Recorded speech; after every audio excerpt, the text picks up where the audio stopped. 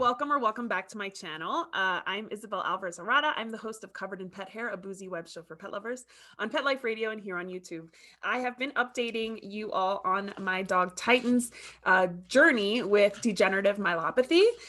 This is this week's update because I wanted to share that we had a really great appointment with an acupuncturist here in El Paso. She is Dr. Dolores Craig. She is a veterinarian who is a veterinary acupuncturist as well. She is actually in retirement, so she only takes on few clients every week. She works like 3 days out of the week, and she doesn't work a lot, so she was not easy to get to, but she was so worth waiting for because I reached out to her about 2 weeks ago, and then she was able to see us this past Thursday. I want to tell you what she said in her report because she kind of had me fill out this very long, detailed medical history. She asked for my veterinarian to send medical history to her, so she knew when she got here on Thursday, she knew all of his past history for since 2017 at least. She's recognizing, based on what I said, that he is sleeping more. He doesn't have as much stamina, but is willing to go for a walk in the morning. So we definitely have him walking every single morning. He doesn't have a temperature preference. In acupuncture, temperature is like a really big deal. Body functions, he has a normal appetite. His stools are normal. Urination is normal. Respiration is normal. He has lost his bark over the past maybe 3 months. He has lost his bark, which she attributes both to the potential DM and to age. She says that in Chinese medicine, when they start to lose their voice, it usually means that they're, just getting really, really old. She also recognizes that the thoracic region, I guess the voice, is somehow related to the nerve damage that he's experiencing if he does have a degenerative nerve disease, which is what DM, degenerative myelopathy, is.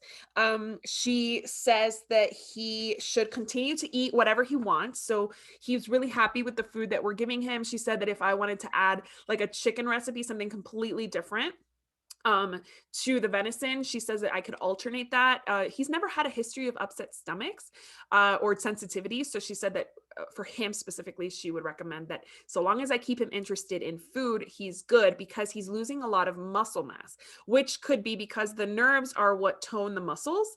And if he's losing nerves in his hindquarters, in the top of his head, she said, and in his front paws, like his triceps area, she says that he is atrophy, like he has muscle atrophy, which is the loss of muscle mass. So she said that we should really make feeding him a priority.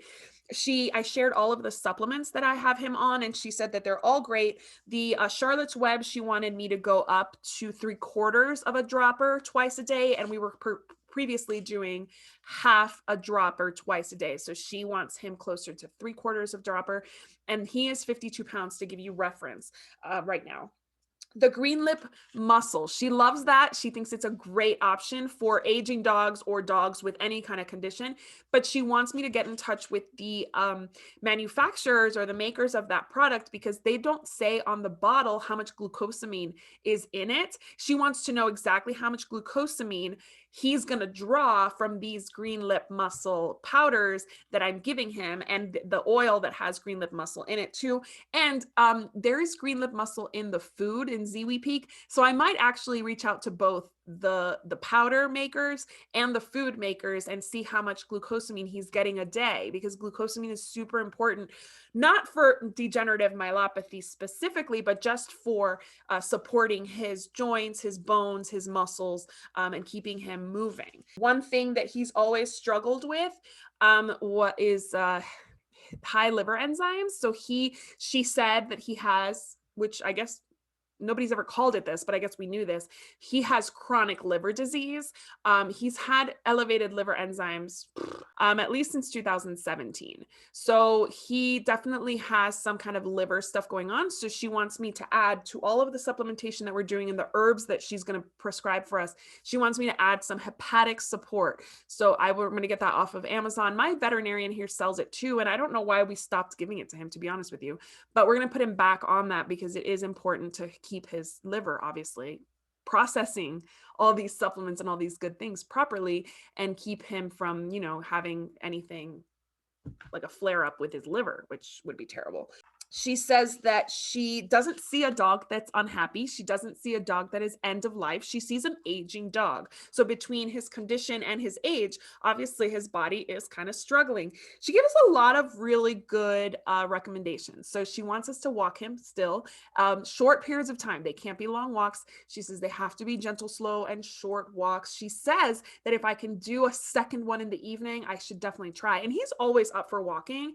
If I were to grab his leash and say, let's go for a walk in the evening, he probably would. It's just a matter of making that time, which is hard for us right now with 2 small children and 2 other dogs and my husband's schedule. And honestly, I can't, I can't do any more than I'm already doing, which is, it sucks to say that, but I really wish I could.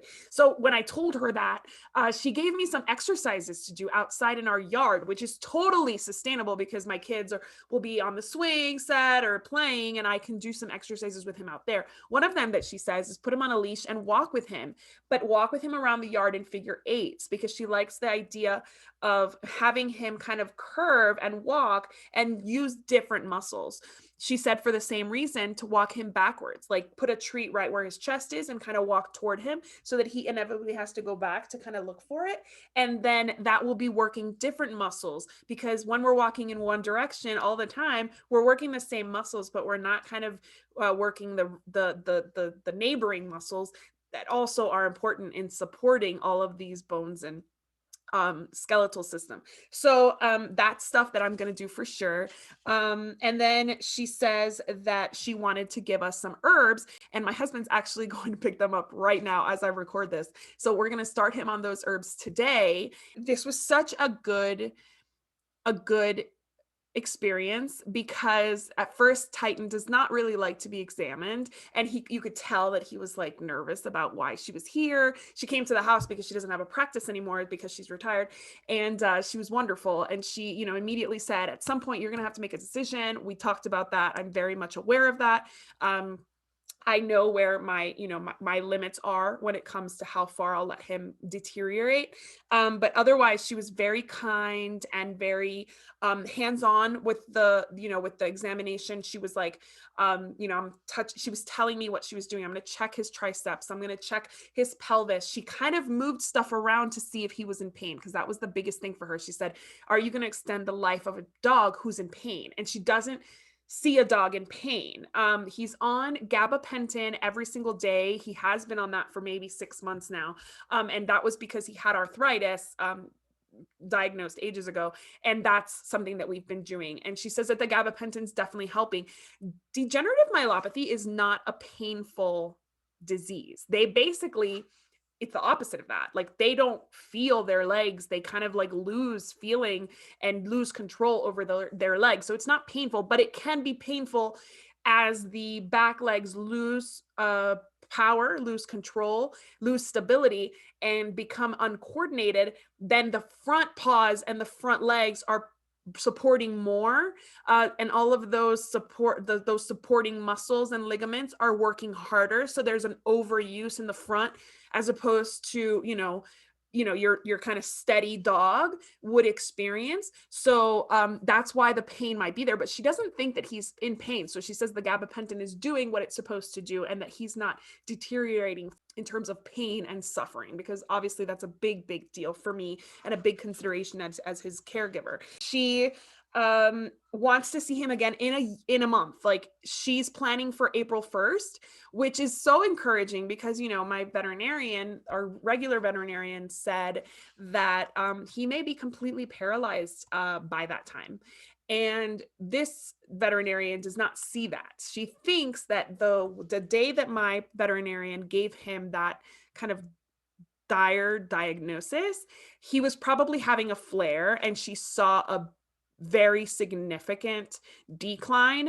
But we know this because the week after, she was like, he's actually doing great. So there must have been some kind of a flare, some kind of an overuse, some kind of just like him just not feeling it that week. And that's why she made that call. But we are more encouraged. We're hearing better reviews, I guess, from the vets now than we did that day. So I think that now he's maintaining. And I do think that all of the supplements that we're giving him, changing his food, making sure that we're like kind of paying him more attention, that tender loving care, I do think he's like eating that up. He loves it. So really encouraged by this, this appointment. And at the end of it, you know, I thought, she'd been here for a while, and I thought there's no way that this dog is going to let her put needles in him. So he did. He let her put needles in him. Like, he was just chill on the couch. I mean, again, this is not Titan at his strongest and at his, you know, most Titan. He has mellowed out a little bit because I think he's tired and he's older. And so he definitely kind of laid on the couch after his examination. I gave him a ton of treats during that. So he was like pooped from all the food and the excitement. And she just put in like 5 needles. She put some on his hind leg, like his ankle area, and then 3 on his spine. He was curled up in a way that she couldn't do the right leg. She did the left only. But he had some pep in his step the next day. So like, I definitely think that whatever energy points, because she told me that it was for energy, whatever energy points she hit with those needles definitely helped him. He's doing great. He's wagging his tail. He's happy. Definitely more, I guess, low energy than usual, but he's still going in and out. He's still up for his walks. So it's kind of like he used to have a nervous energy and he doesn't have that anymore. So like there's almost like a mellowing out more so than a tiring out, if you understand what I mean. So yeah, really encouraged by this appointment. Looking forward to starting him on the supplements. I have never worked with a canine acupuncturist before, veterinary acupuncturist before. So, I mean, this is all a new experience for me, but I highly recommend her. Again, her name is Dr. Dolores Craig, and she's in the El Paso, Las Cruces area. But if you want to find an acupuncturist, a veterinary acupuncturist near you, I'll put a link in the description because I was given a website, which is where I found her, that's like a database or a listing website for veterinary acupuncturists. So it's a really nice place to look if you're looking for something to help your pet.